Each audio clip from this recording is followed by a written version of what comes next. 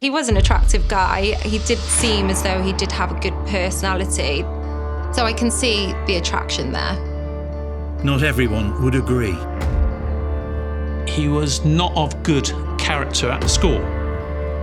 Hollie would not have known that Maslin had a very significant record of violence going back years.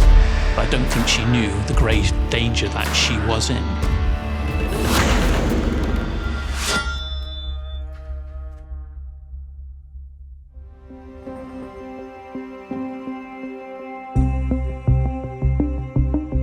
Life in our household was very good. The two girls, as they grew up, were very different.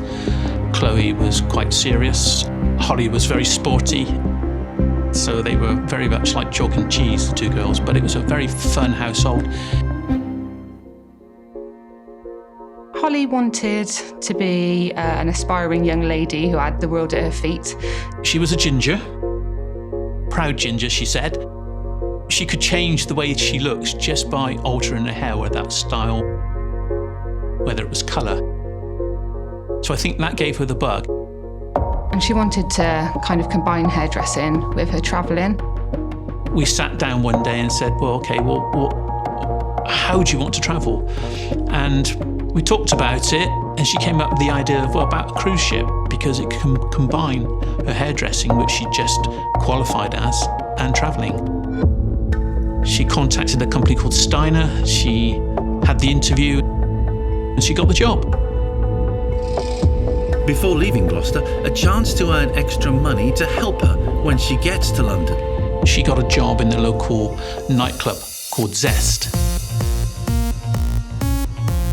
Hollie told us not long after that she'd met somebody. She didn't necessarily say who it was, but she said she'd met somebody, she quite liked him. His name, Asher Maslin.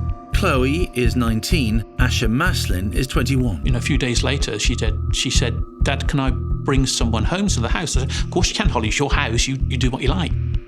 When she brought him in, my wife said, oh no, not him. She knew of him from the school that my wife worked at.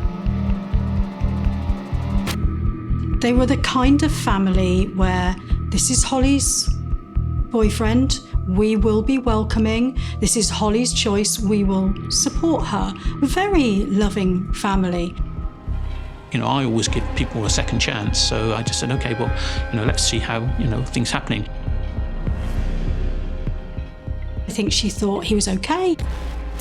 He was quite nice. She'd go out with him a few times. She was moving to London anyway. This wasn't going to ever be a long-term thing for her. It escalated quite quickly, the relationship. It was getting intense quite quickly, buying each other things. He provided her with a car and she just turned up in it one day and didn't really know what to make of it, but it suited her. It definitely suited her. I think it was on the provisory that she had to take him where he wanted and pick him up when he wanted, because he bought her the car. She didn't buy it, he bought it. She was training for about 5 weeks and she telephoned us and we were so excited for her, as she was, and we had to take her to Heathrow to catch a flight. So that was great. We thought, excellent, she's done what she wanted to do. A week after Hollie had been on the cruise ship, we got a telephone call, and Hollie just said, Dad, can you arrange flights to get me back to Gloucester because I want to come home? He wore her down. We can only imagine the kinds of things that he was saying to her to make her feel guilty. She felt so bad, in fact, that she came back. She came back off the cruise ship and she went back to her family in Gloucestershire. We arranged the flights, got her back, and my wife went to pick her up at the airport, and we got her back to Gloucester. And he followed her there. He was obsessed. She said to us that, I really love being in London. I like that fast pace that they have for fashion. And that passion that she has for fashion, hairdressing and things. The first job she inquired about, we took her up for an interview, she got the job. And that was as a stylist in Edgware. So we thought, great, she's now back doing what she wants to do in a happy place. The first we knew that Hollie was seeing Maslin was when we went up to London to take Hollie out for lunch. When we got there, she told us that Maslin had followed her back to London. She didn't look happy. She wasn't that fun-loving, bubbly character that she usually was. Her phone was constantly ringing. And one call we heard him say, "Don't let them take you home." He would have wanted rid of Hollie's family. Get them away. They're the voice of reason. They're going to say things about me. They're going to tell Hollie that I'm a bad person. He's going to want a shot of them. He did alienate her and he drove a wedge. I remember going to visit her once in London. And her phone was just ringing and ringing and ringing, and she was getting a coffee with my dad, and I just looked at her phone and there was a text message and it said, "Don't let them take you away from me." In May of 2013, we invited Hollie back for my wife's birthday. We were having a birthday party at the local restaurant, so we also invited him because, he was with Hollie. When he got into the restaurant, we saw a very different side to Maslin. He was aggressive. He was being rude to the staff. He was rude to the other people in the restaurant, short with Hollie, and the way he treated her I didn't like. And I think what we saw that night was the private persona, and perhaps that's how he acted with Hollie when she was on her own. But I don't think she knew the grave danger that she was in. Hollie went to the Notting Hill Carnival at the end of August with him and quite a few members of his family, extended family, who were in London. She said, "He's floored me. I want to come home." We'd made arrangements for the next day for my dad to go down and get her. When I went to London, I wasn't aware of what happened. All I knew is that she wanted to come back to Gloucester. I just thought she'd had enough of London. It was a couple of days after she was back that Chloe told me there was an altercation at Notting Hill and she got floored. I didn't get too involved in it, trying to press Hollie on it. There was no real reason for it. She was now back under the family roof. We understood he was still in London. She just got on with things, really. Back on the safe ground of her home city, her family relaxes. Hollie shields them from what Maslin is doing. She appears to have restarted her life. We found out that Maslin came back to Gloucester the day that we went to collect Hollie. He asked his family to go and pick him up and bring him back to Gloucester. So she didn't even get a break from him. Maslin is watching her every move, and worse. We were in the house watching TV. We were just about to go to bed, and it was banging on the front door, and we opened it, and it was him. Maslin was there. And he said, "I want to see Hollie." I said, "Oh, hang on a minute." He said, "No, I want to see her."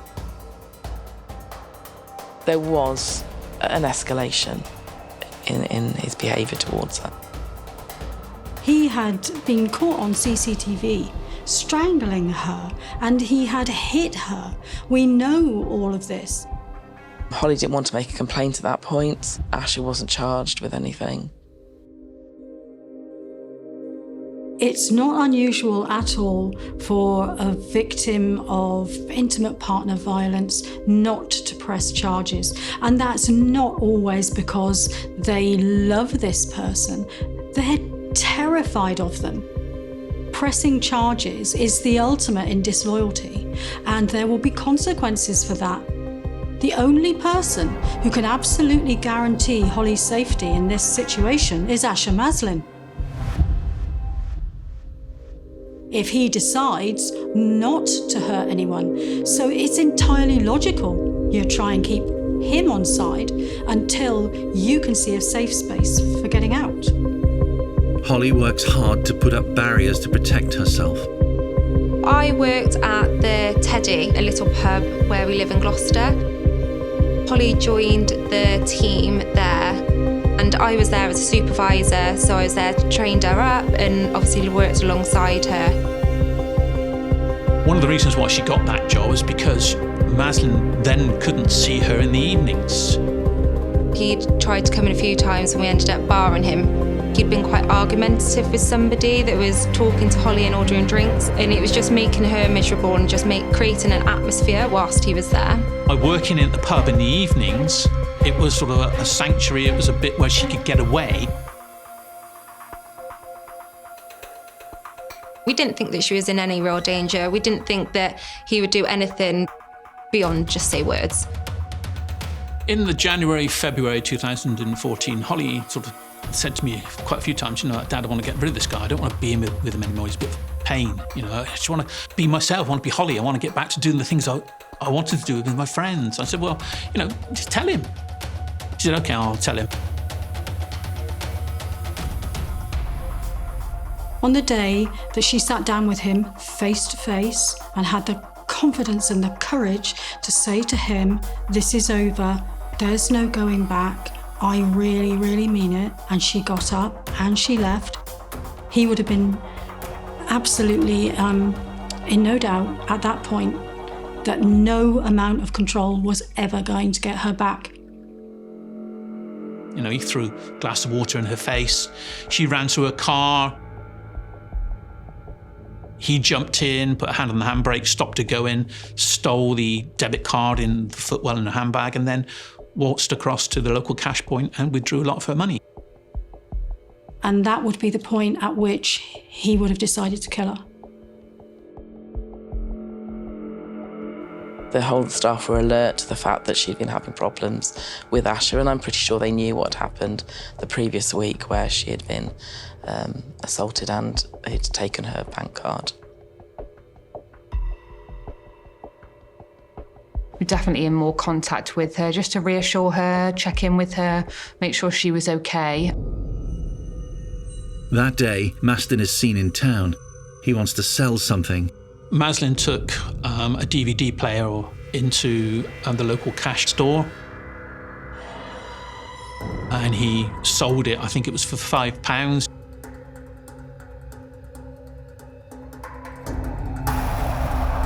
Then he bought a kitchen knife. We've got CCTV wandering around the town, but almost with a purpose, almost as though he's psyching himself up. That's what it looked like. He was planning his move. He knew that the salon would be quite empty later on in the evening because it was open late, and the later it was, the less people that they would have been in there. I was the late turn duty detective inspector when we had a call from the control room to let us know that an incident had occurred. We understand Maslin walked in, called for Hollie. There was an arrangement with Hollie. Her friend would contact the police as soon as he turned up, which is what she did. It was a concerning call, and as the information progressed, we realised just how serious that the incident was. Hollie came out to the front desk. She said to him, please go away, I don't want you here.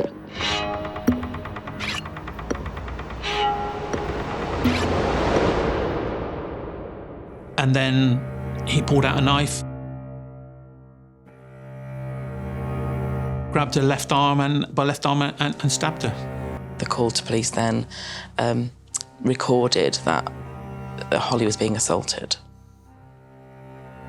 Pretty much from the offset, we were aware that it was unlikely that Hollie was going to pull through, that it was likely that she was going to die. As I came out of the front door, I saw a car park across the drive, and I thought, that's a bit strange. And two people then started to walk towards me. And again, I thought, really strange. And they said, are you Nick Gazzard? I said, yes. He said, do you have a daughter called Hollie? And as soon as they said that, my heart sunk, and I thought, something's happened to Hollie. And then they told me that Hollie had been killed. It's very difficult to explain, the bottom falls out of your world. You're turned upside down, back to front, inside out, and that's the only way I can explain it. And I'm thinking, God, how am I going to tell Hollie's mum and sister that she's been killed? Once he'd done what he'd done to Hollie, who was to say where he was going next and who he was going for? The police then took us to Gloucester Royal. took us into a room whereby we waited for about half an hour, and then the consultant came in, and I could see him shaking. He had to tell us that, Hollie'd been stabbed multiple times, he said, at least 14 times in the neck, the heart, and the chest. He said, the only crumb of comfort I can give you is that after the first 1 or 2 blows, she probably wouldn't have been aware of it.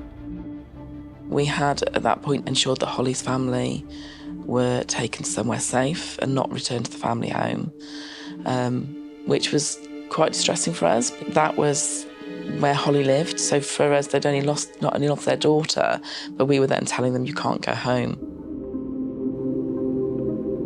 We got the phone call in the morning at 2 o'clock that he'd been taken down, I suppose. He'd been captured.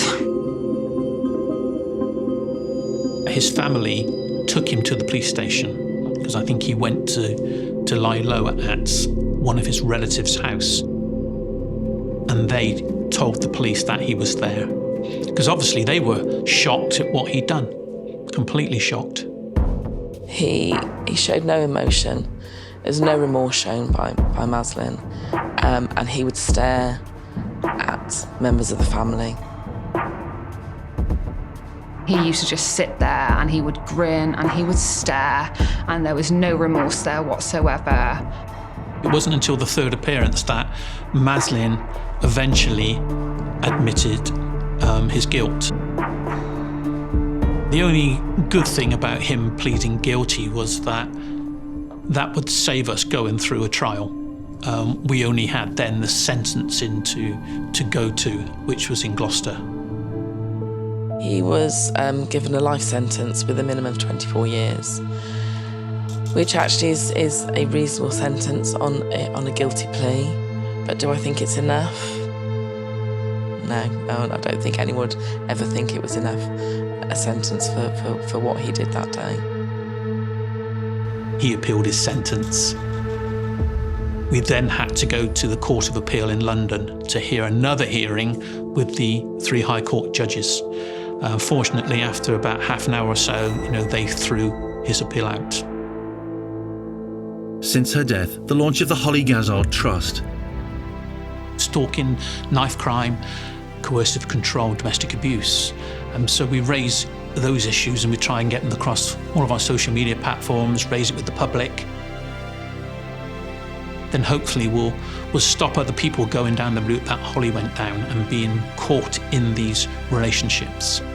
It's a daily thing that you have to live with and you have to battle with, especially in the circumstances that Hollie died.